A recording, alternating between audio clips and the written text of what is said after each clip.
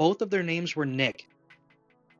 So there Oh, that's was heartbreaking. like Smart Nick 1, Smart Nick 2, and then there was me. I was like the other Nick that was not smart. Is imposter syndrome real, or is it just something that software engineers have made up? Do we just talk about it to try and deal with some of the problems we have and make explanations for things that don't really exist?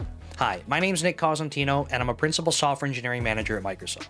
In this video, I was very fortunate to be joined by one of my previous interns. Her name is Julia, and I worked with her prior to being at Microsoft at a company called Magnet Forensics. As legend has it, when Julia was working for us as an intern, she wanted to go to a women in tech conference, and I said, absolutely you can go, but on one condition.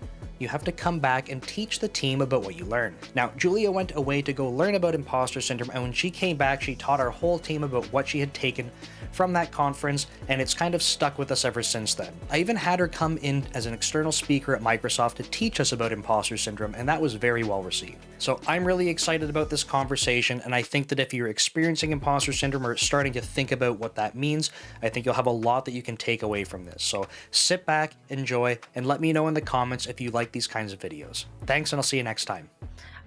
Yeah, so I started on our Certify team. So that's the app that like internet technicians will have, and like when they set up your Wi-Fi connection, they like certify that it's the best. So they go around your house and check like if you have any dead spots or like where you should put mesh pods and stuff like that. So I was on there for I think 3 months, and then we just started like this huge project update for our like main bread and butter app, and I was working on that for like 18 months. Wow, okay. Yeah, it was a huge overhaul. I called it the Yassification. We really wanted to get that out there, and now we're like finally in the release phase, so I'm like so happy to like Cool. see it like go into customers' hands and hearing good stuff about it. Thank God. Yeah, I mean, after that long too, like it's definitely good to have some feedback. Did you guys have to do anything? I'm trying to think. It's like an app, right? So did you get to do any type of like user feedback testing along the way? Because with live services, it's easy. You can like A/B test, but if it's an app, like, did you have that luxury? Yeah, it was pretty I think over a year of getting it in people's hands and getting opinions on it. We really Nice. wanted to put the user experience first. So our goal was to test a lot, and as we like grew and grew and grew, as we got closer to the finish line, we kind of grew the user base. And Google Play and the App Store, they have like pretty awesome beta testing functionalities where you can like have subsets of users like have access Nice. to the new update. So yeah, we were just rolling that out slowly but surely. That's cool. And this, you were saying the initial thing was for the technicians, but this one is for like more typical end users, like me if I wanted to go download it kind of thing, or was that still for Yeah. tech? No, so this is for like your typical end user. What's great is actually we went on a field trip halfway through this development process, and we actually went to like an internet service provider, and we like sat in the call center and like listened to the calls, and like we were listening to the agents like walk through like using our application to like troubleshoot Wi-Fi issues, which was like really awesome. And so basically like you could download it through your ISP, or like if you get on a phone with someone, they might tell you to download it, and you like run a network health scan, or you could like if you like if your modem was like not set up correctly and it was like showing a bunch of lights, you could like take a picture and send it to someone, and they'd be like, oh well, do this, this, and this. Like there's just a bunch of different tools that like help you get your Wi-Fi back. Awesome. And so you were doing primarily like the Android side of things, you were telling me, is that right? Yeah, that's correct. So I was doing mostly the Android side of things, but I did do a little bit of iOS stuff, and I've always been interested in security, so I was working on that for across platforms as well. And just this week, actually, I finished one of the website tickets, Oh, so that was cool. pretty scary. But yeah, it's nice to get my hands in like different aspects of the code. Right. So do you think maybe going forward, like, is your goal to spend maybe more time on different, like, maybe kind of moving on from some of the Android stuff, or maybe keeping the Android stuff some of your core, but trying to, I don't know, get your hands into some of the other pieces, whether it's iOS or web development? Yeah, I definitely love Android, and I'm not ready to leave it anytime soon, but Okay, I want to be more flexible in like just being able to hop on an iOS ticket if I need it, even though that means, using Xcode, boo, and working on the back end too if we need like all hands on deck. Like, cool. yeah, I'm just trying to widen my T shape. Right. Yeah, no, that's a great reference. I think one of the things that I try to, like, when I'm talking, especially with, like, say, more junior software engineers and stuff, or people that want to get into software engineering, it's like, what do I focus on? Like, tell me the best language and like the best thing I can. I'm like, there's no best. Like, um, and where do I start? And I'm like, I don't know what you even want to build, but trying to get some type of time to work on something. Like, try it out, see how it feels. And it sounds really cool because you're building all this Android expertise and you're kind of going, cool, I have this as my core. And going to the T-shape analogy, like the T is growing taller in Android, but how can you start to get that breadth across the top of the T, which is cool. You're doing it. Yeah, yeah, that's my goal for 2024. Woo! Nice. No, Yeah. that's awesome. That's great. And no, it's cool too. The company you've been at is growing, like you're saying, right? So, um, how have you found? And I don't need the details on stuff you can't share or whatever, but in terms of like culture, teams like spinning up, teams growing, like how is all that like?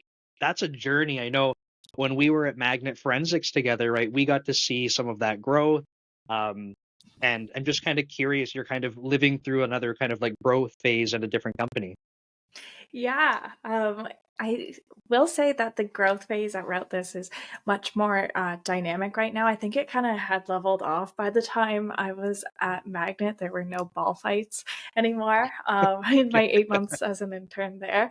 But Route This it's been a really interesting journey. I've gone through a couple, like they're just really growing as a company. So instead of I joined at the end of the startup phase, and now I forget the corporate lingo for it, but we're not a startup anymore, and we're Right. just like we have our sea legs, and we want to keep this ship sailing.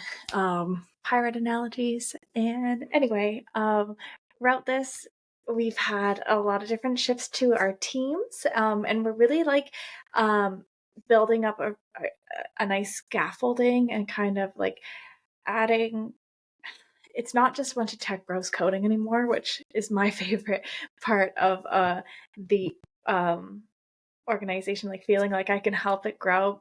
And like it seems a little demeaning saying into the big boy pants, but it really is what it is. Like it's just a really fun time to be here.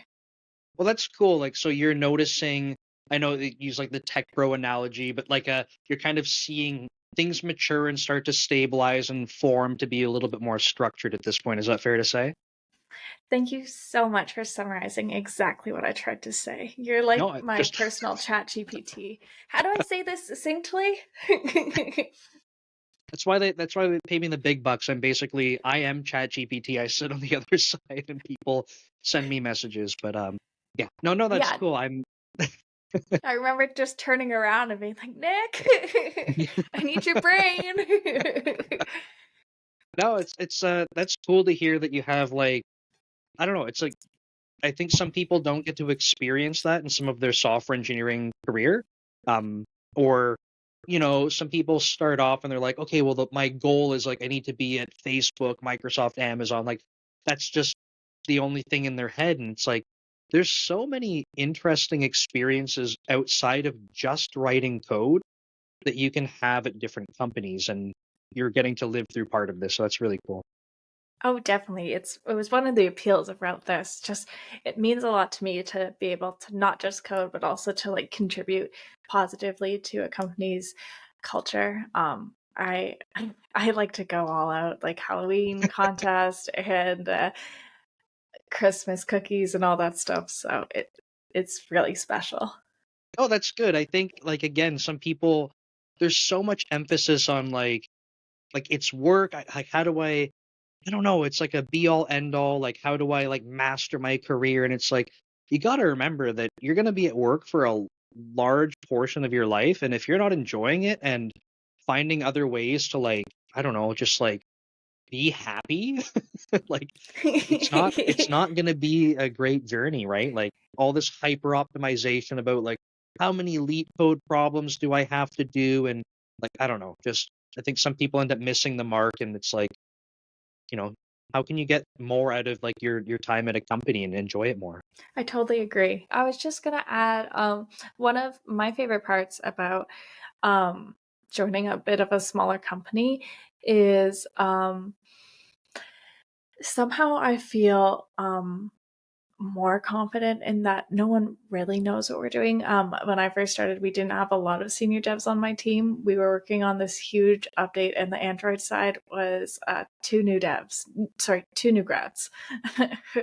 And that was really great as I started off. This is my very first job, so helping me grow my confidence. It was like really good. That's cool. It's like I think in some situations people are like, "Hey, there's more senior people on the team. I can learn from them." But at the same time, that can be intimidating because you have these people where you're like, "Hey, they're so much better." I mean, however you happen to look at it.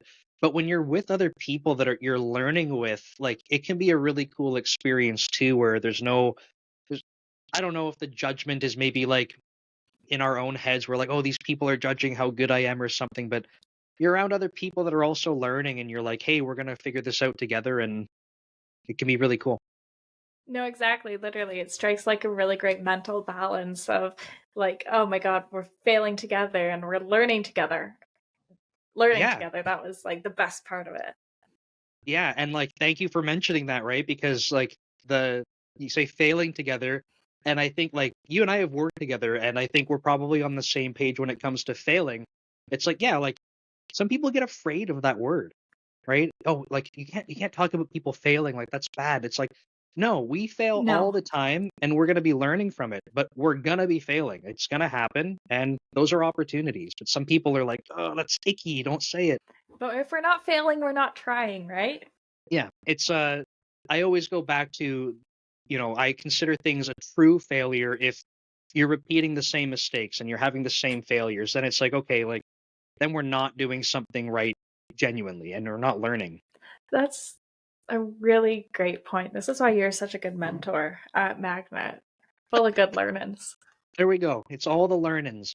But so Julia, I have said this to you before, and I was telling you when we got on this call, like last night when I was live streaming, I was like all pumped to tell people, I'm like, I'm going to be getting on this call tomorrow. I'm going to be talking about a topic that I really love. And I think, to be totally honest, like I think you kind of like kickstarted that for me way back in the day when we were working together, because I was aware of this concept, but I don't think that I really realized the impact of it.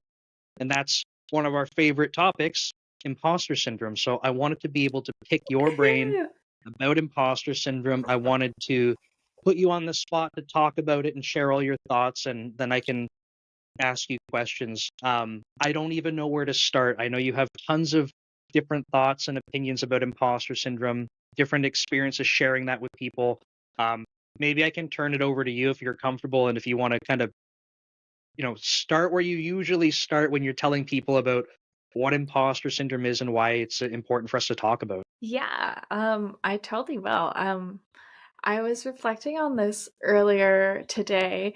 I was so happy that we had this chance to give this talk because, like, sorry, it's not a talk. We're having a conversation, and But it's you're like, educational, so yes. we're doing learnings together, and That's right. I really attribute you to my like fascination with imposter syndrome because you were my manager at the time that I went to CAN-CWIC, the Canadian Convention of Women in Computing, and it really helped that conference helped kickstart my fascination with imposter syndrome. as you know, I was tasked to create a presentation for the all boy team when I got back That's about right. what I learned. And this was like my biggest takeaway. And I just remember being like 20 years old in this room full of you guys are such brilliant devs, and I learned so much from you during my internship. And seeing to your faces during the very first iteration of my talk, yeah, and I've never felt imposter syndrome. And I remember one of our coworkers saying, "Are you sure about that?" I was probably feeling it at that moment, standing in a conference room in front of you all. But that's neither here nor there. Yeah, it's I'm gonna start with what I usually say, just so that we're all on the same page. Maybe you Sure. need a refresher, maybe I do. Imposter syndrome, it's this phenomenon that's felt by a wide variety of people who work in a wide variety of fields, but it's not something people other than you or I really talk about. But it's like this persistent inability to believe that your own success is deserved or has been legitimately achieved as a result of your own effort or skills. So, you know, you think you're a fraud who doesn't actually belong in some place or some role because you can't see you've earned your spot at the table, even though you absolutely have. Like me standing in a conference room in front of five guys talking about what I learned at a tech conference.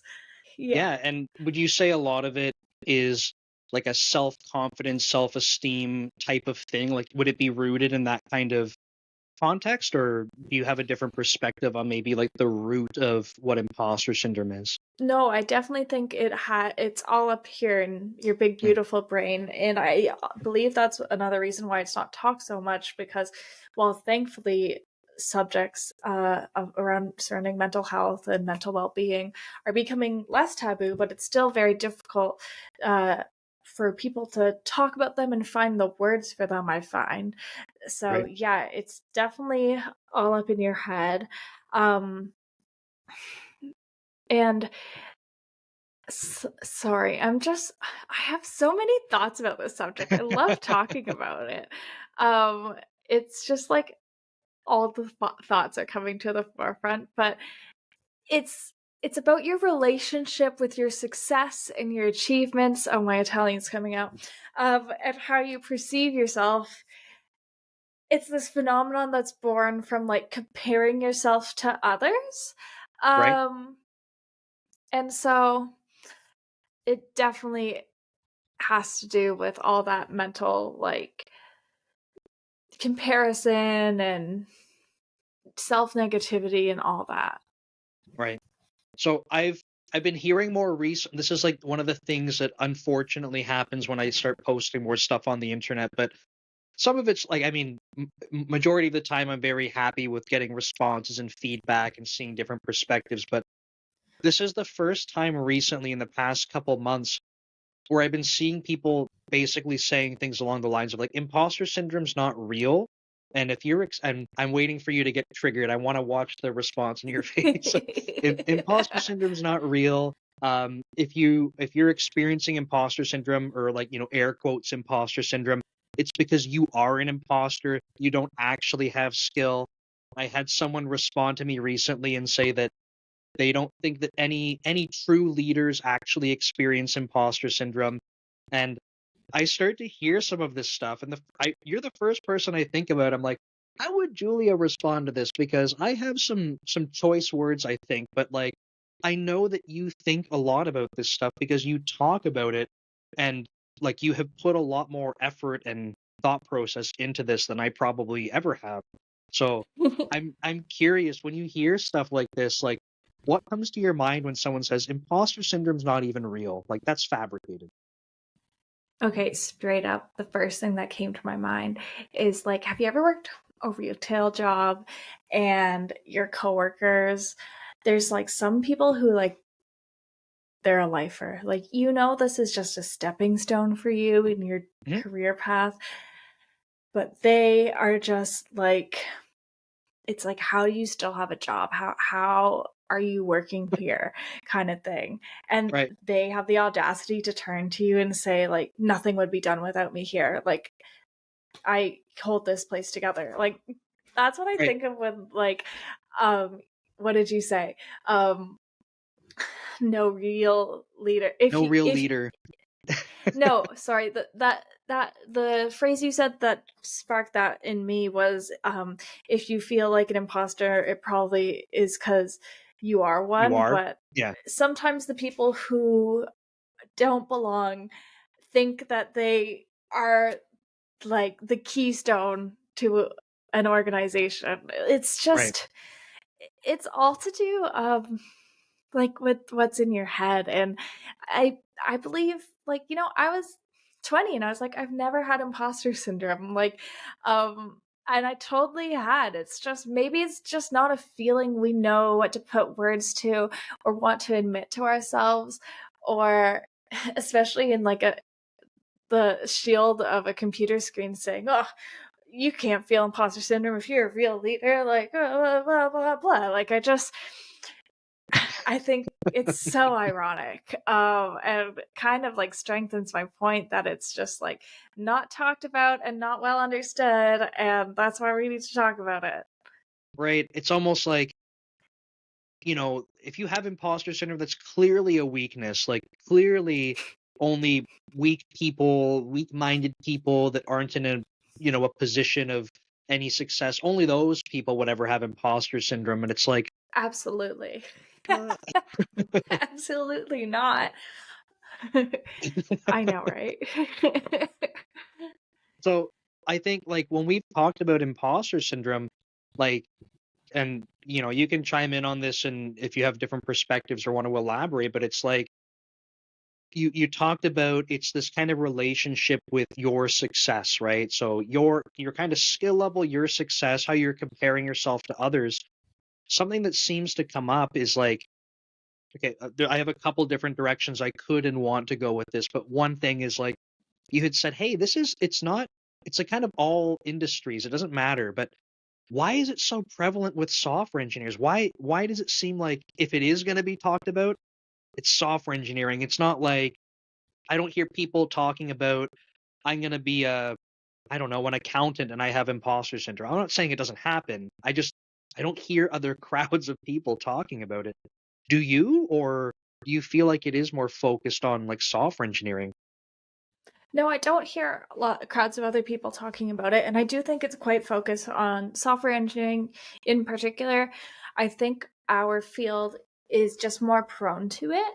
Now, one of the things that heightens a sense of imposter syndrome is like feeling like you're the odd one out. Like, for example, it's talked a lot about women in computing conferences just because there's fewer Sure. women and non-binary and non male, straight white male, Yep. even just, straight white males make up the majority of tech. And so the people who don't look or feel like that,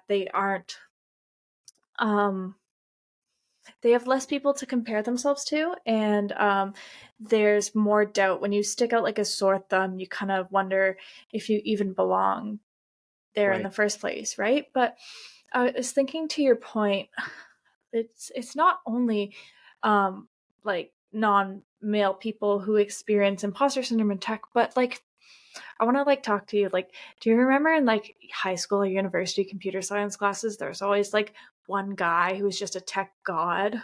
Yeah.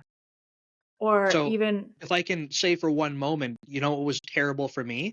In the what? University of Waterloo, the Oh top god. two people in my class that always had perfect marks, both of their names were Nick. So there Oh, that's was like heartbreaking. Smart Nick 1, Smart Nick 2, and then there was me. I was like the other Nick that was not smart. So I had that through all of university. Like, You that's went to UW, so you're definitely very, very smart. It's I just was like I was not the smart Nick, right? And I wasn't even the second smart Nick. I was just the other you Nick. were the third Nick. I know, If and that, there was probably another Nick that was smarter than me that I didn't even know. So Yeah, and like that's like part of the imposter syndrome is there's always some more black hoodie up wearing person in front of a terminal screen who just will be better than you. Like even not even in school, like on your team or at your company, there's going to be one person who's just a tech god, because the more time you spend in tech and different like niches of tech, like you just get to know something like so specific. And like when you work for a company that maybe has like a couple products, or even Microsoft that has like a billion million things, like there's people who just know the code base so well that like their knowledge seems like unachievable for an Right. outsider, right? So there's always someone to compare yourself, and you're always going to be behind. That's just the reality of it. Like you won't know the nuances as much and as the person who built the code base. And I think because there's just such a it's like a very ripe opportunity for comparison against like someone who knows better. That's really interesting, right? So the couple different dynamics that play into this, at least, right? And the couple that you touched on, one in particular is like, and this isn't the end all be all, but um, if you're not kind of fitting into what the standard, you know, typical straight white male type of thing, that's not like, I know to your point, that's not the entire, story here, but the fact that if you're not, I don't want to use the phrase fitting in because that's not the goal. If you're not kind of statistically matching what is in place, you already start to feel a little bit removed, right? So you're already Exactly. a little bit removed, a little bit of an outsider, even if it's not something that you're like, consciously acknowledging. Like that's present. It's like it's just there, and it's the reality. Not that I'm not trying to say that's good or whatever, but that's part of it. And then the other part you were saying, which I think is really interesting, not that the other part's not, but when you have opportunities for comparison, and as you were walking through that example, like something that was coming to mind for me was like, okay, all of us have skills that we're developing, and you think back to a T-shaped developer, right? If you are working in a particular area, you will gain expertise. But when we think about a T, there's one point on the T that has all of the height. And of course, it's a bit of an exaggeration to say only one spot. But truly, if you spend a lot of time in one area, you become an expert. And the more time you spend, the more expertise. Now, that's like one thing that you become an expert in. So if you go looking at anyone else with any skill, suddenly you're behind them because the depth of their tea in some other area is way greater than yours in something else. So you have so many opportunities where all these other people are just experts at things that you're not. And Exactly. that's kind of interesting because to your point, so many opportunities for comparison. Exactly. Yeah. And I really think that's kind of like imposter syndrome, gremlin's favorite little breeding ground, to like terrorize you in your little head. Yeah, that's so on top of that, something that I was thinking about, because this has come up before, the comparison part I think is like that's super helpful to acknowledge.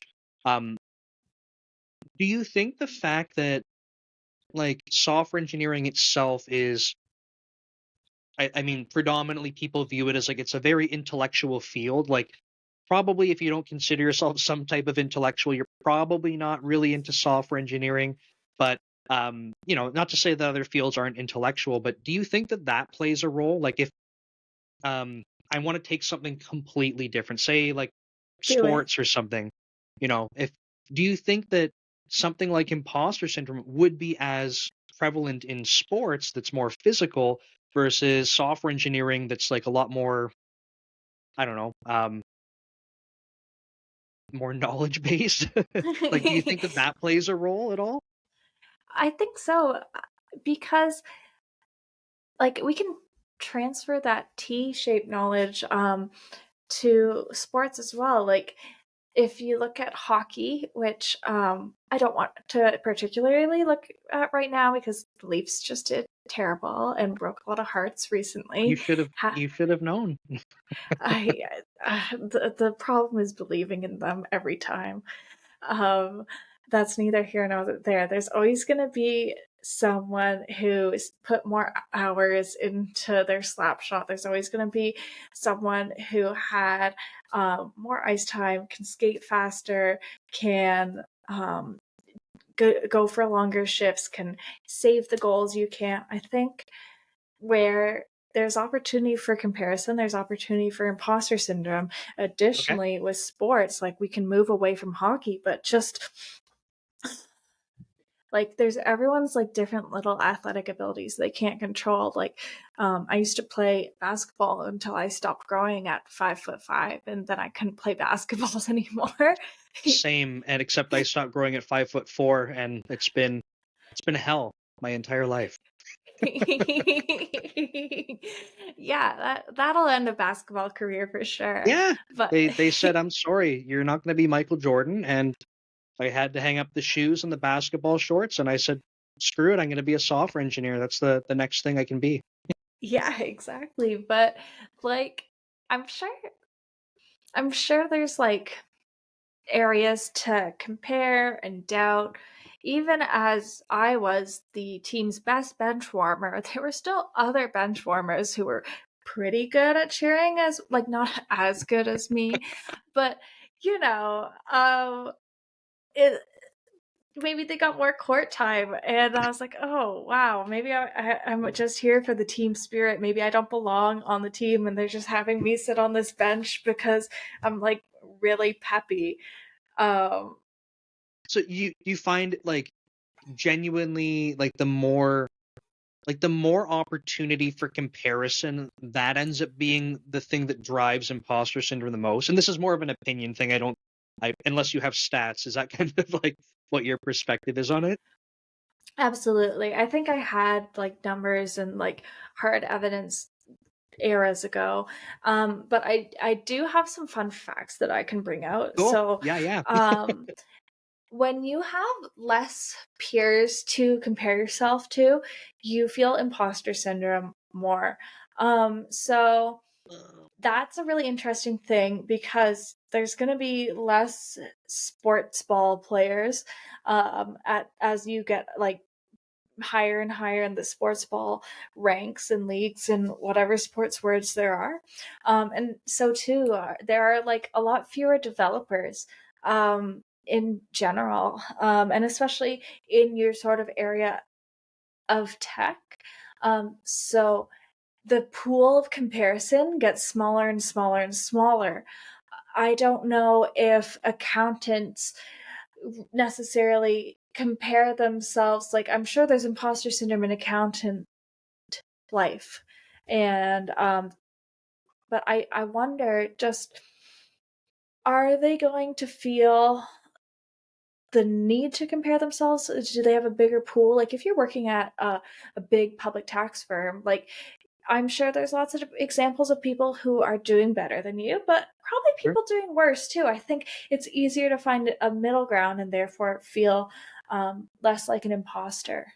But Okay. tech companies, unless it's like you working at Microsoft, and again, Microsoft is like, it's like the NHL Pro League kind of thing, where you have to compare yourself against a bunch of top dogs. So it's still like you're comparing yourself against higher creme de la creme of people. So Sure. that could heighten sense of imposter syndrome. But like me at a small little company, like there's few people to compare myself to. I think it would be easier to feel imposter syndrome if I didn't actively fight it. Interesting. And so I want to touch on this point a little bit because it brings me back to the comment I mentioned earlier that came in from the internet that was leaders, a real leader wouldn't feel imposter syndrome. And this person went on to say that they're like, some CEOs aren't even leaders. And I'm like, okay, sure. Like you can, I mean, leader is up for discussion about what that means. But what you had said was the sort of the fewer peers you have. Like, so if you're getting promoted and getting into like a higher part in your career, you will have fewer peers by definition, right? Like not everyone is going to be the CEO of a company. It just Absolutely. it just doesn't work. Um, maybe it does, but I think it's impractical. So um, the higher up you go, the fewer comparisons you have to make. So almost by definition, the more I think this is a stat that you probably have, but like the more successful you are, the more likely it is that you continue to experience imposter syndrome. Is that correct? Oh yeah, I have a whole little slide about that. In my little slideshow, I go on and on about it. Yeah, exactly. There's less people to compare yourself to. Hashtag it's only at the top, and the people you can compare yourself to are also super successful. And there's also a higher chance that you will feel alienated in some way because Mm, there's fewer people, so there might be fewer people like you, and that alienation, as we kind of touched on, also can contribute to imposter syndrome because you just wonder, do I even deserve to be at the chief table anyway? that's really interesting. I'm gonna share something I don't think I've said out loud, and this is gonna be on the internet. So I think I've told a couple of people this in different conversations, like kind of in not quite in passing, because this has to come up in a relevant point. But um, I want to bring up the whole like, you made a joke. Like, you went to the University of Waterloo, though, right? So like you must be smart to be there. So the thing that I want to share is like when I reflect to my classmates or even some of the people I live with in university, um, like I look at what some people have done and I go, man, like, did I blow my career? Like, did I don't want to say that I mess up my life because that's like I'm happily married. It's not fair to say that strictly on the career side of things. I go like it's almost like where did I go wrong? Because what like one of my roommates, his name's Stephen Lake, he founded Thalmic Labs. It was later turned into North, that later Google bought. So I'm like, Oh I my had a roommate god. who was extremely successful. I'm like, I didn't get to do that. And then I had classmates. There's a whole bunch of my classmates that they moved out to the Bay Area. They ended up starting companies after working at other startups. And like they're on like their second company now. And I'm like, I didn't do that. And I start to reflect and I'm like, did I mess up my life path with my career? Like I feel like in comparison, this is the key word, in comparison, I'm like, man, like I failed at this. Like they're doing the stuff that I wish I could have done. Like I didn't get to do the cool thing. And yeah, it comes back to a comparison and it feels bad. And then it's like, now take that comparison, park it, put it over here. And if I go, hey, my if I just look at my career and the stuff that I've done in my life, I'm like, I'm pretty proud. Like I'm very happy. So As you should be. but this is the thing. So you bring in the comparison and it's like, oh my God, I'm stupid for everything I've done. But if you put that away, I'm like, I feel pretty good. So I wanted to share that because it's in my opinion, an example of just how self-sabotaging like the comparison can be. Oh, absolutely. Self-sabotage, if I could say it, self-sabotaging is just like the perfect word to describe it, you know? Like, I think about it too, like some of my peers, like, I didn't graduate at the same time as my peers. I stayed on for an extra semester so that I could take less courses throughout the year because my final year of classes was during COVID and all that. And I couldn't handle the online school. And so I started off my career feeling behind. And Okay. sometimes I still feel that way. But then I look at myself and I think, I am where Julia of 2, 3, 4 years ago. I'm living her dream. I have a cute little place with my boyfriend and my dog, and I get to play video games on weekends instead of doing assignments. Like, this is what I ate This my is what I wanted. vegetables. Like, this is what the years of hard computer school was for. Like, this is it. And sure, like, I didn't like start my career off or as early as some of my peers. I didn't start as, as renowned of a company as some of my peers, but I am so happy. You got to take this the comparison away. It is truly the thief of joy. Yeah, and thank you for sharing. So this brings me to maybe another, and I don't want to steer this too much. So by all means, like if you're like, Nick, shut up, I want to talk about something else related to imposter syndrome, feel free. But based on the fact that we just shared two little bits of sort of like imposter syndrome or self comparisons, one thing that I want to talk a little bit about, like when you came to us after going to this conference, and your task was, hey, teach us whatever you learn and come back and present to us. I think one of the takeaways that I had that I've tried to reuse was when people share their experience with imposter syndrome, it does not cure your imposter syndrome, but it helps lift some of the weight, because we walk around feeling this imposter syndrome like, man, like, do I really belong here? Like, am I actually good enough? And then you hear other people talk about it, whether it's a peer, and I feel like sometimes more impactful when it's someone you look up to and you go, holy crap, like they feel imposter syndrome? Like, maybe it's not so bad. Like, I mean, it doesn't fix it, but what are your thoughts on different ways that people can, I don't want to say cure it, fix it, but like help live with it, improve their relationship with imposter syndrome? Well, group lamenting like we just did, like getting it off our chests, I think that truly is like really impactful, like especially with your coworkers or the people, classmates, just people who are in a similar situation as you, but there's, and not, I can't say just stop comparing yourself to others because that's impossible, Sure. but remembering, hey, let's take a step back, like let's reflect on like how I think my life has gone, not how much worse I've done to others, or worse words, not how much worse I've done than others. Yeah, um yeah.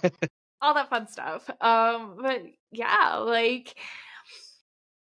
just like celebrating your success and what you've gotten to, like regardless of what others have gotten to, like that's the important stuff. It's just like it's like the philosophy of gratitude, just like going back, and I don't want to go too woo woo, but really just like channeling your stress into empathy for yourself and for others, and using your experience and your knowledge about imposter syndrome to build a better community for yourself and for others.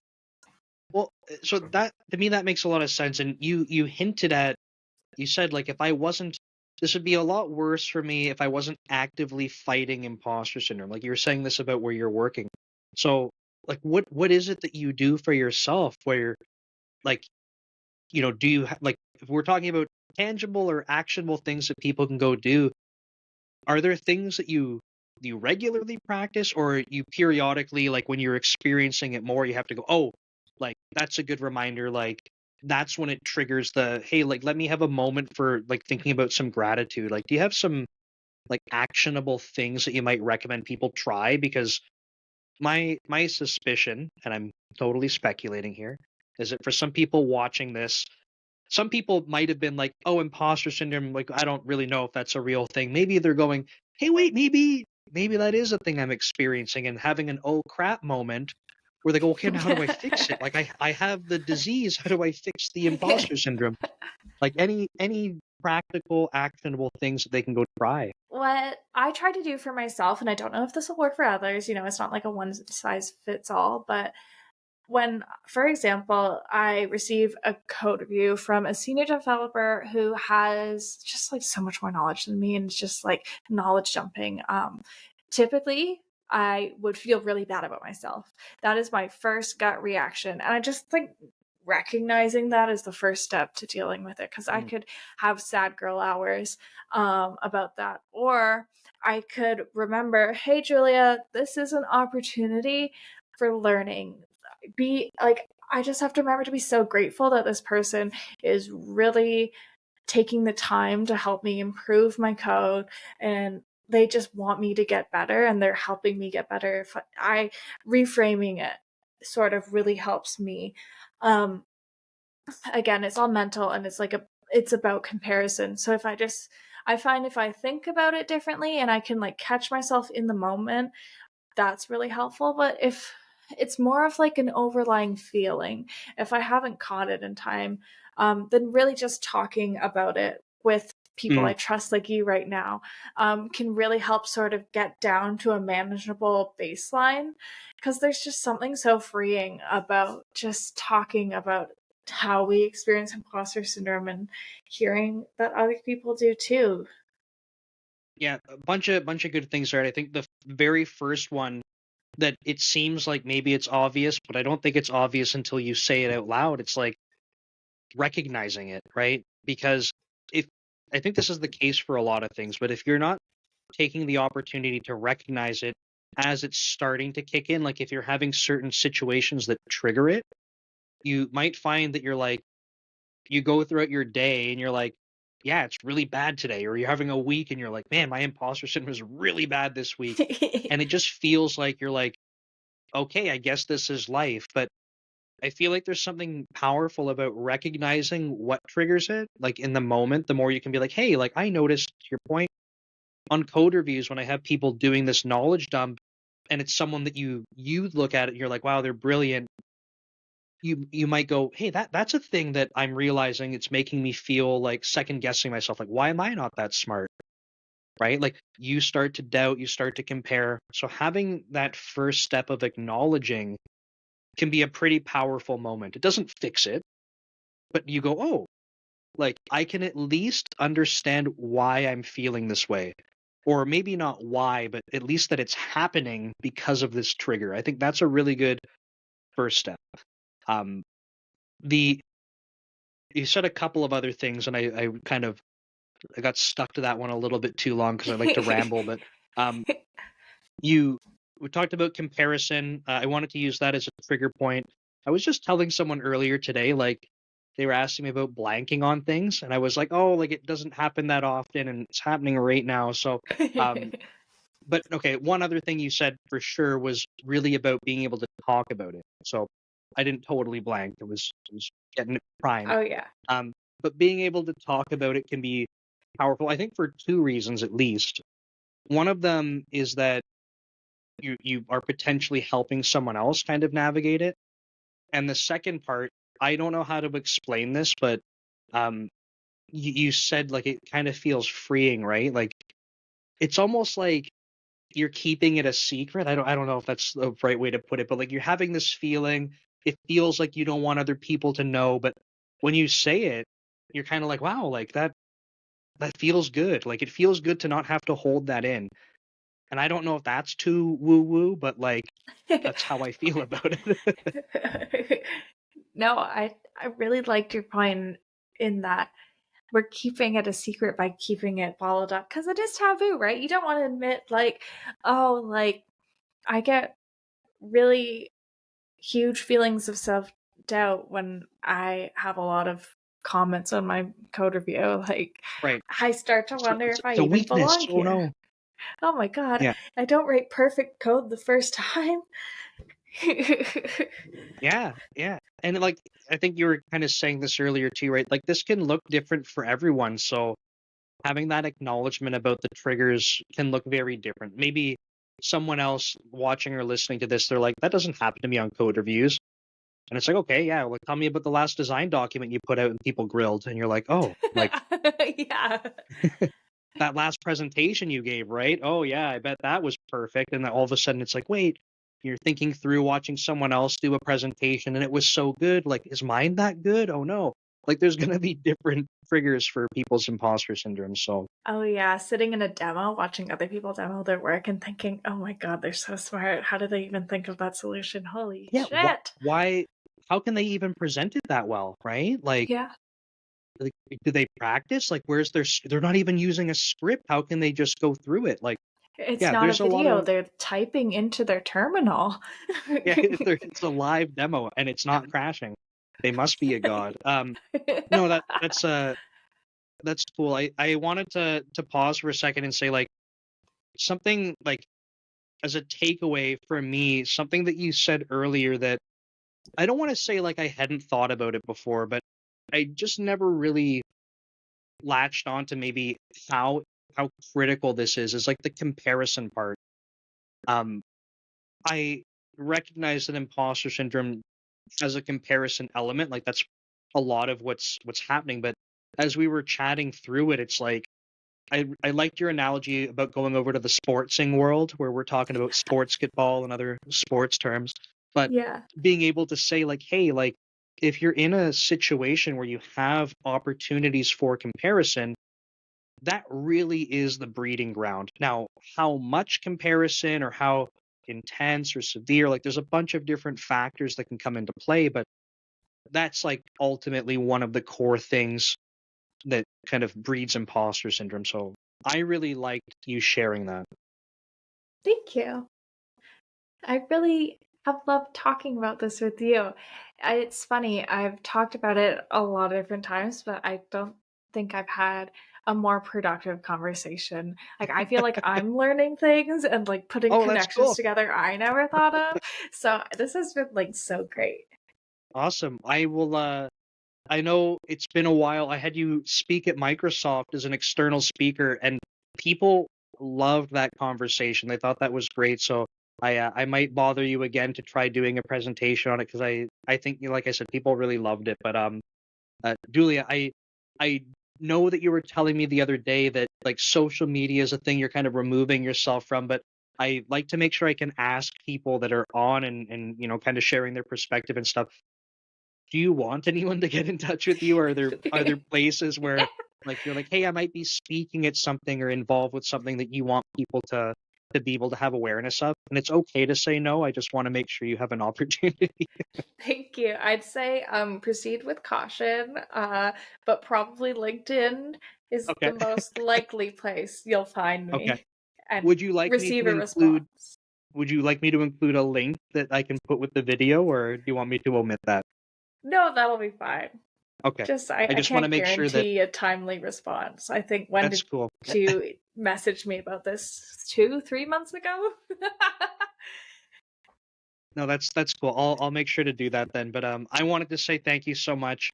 I mean it genuinely when I say last night when I was talking about this, I was getting excited and having to be like, okay, settle down. You haven't had the conversation yet. So um I just think it's so important for people to have awareness of, because it's so easy to keep pushing away and being like either denying that it's a real thing or just kind of living with it and being like, I guess life sucks. But like it's not that there's a cure for it.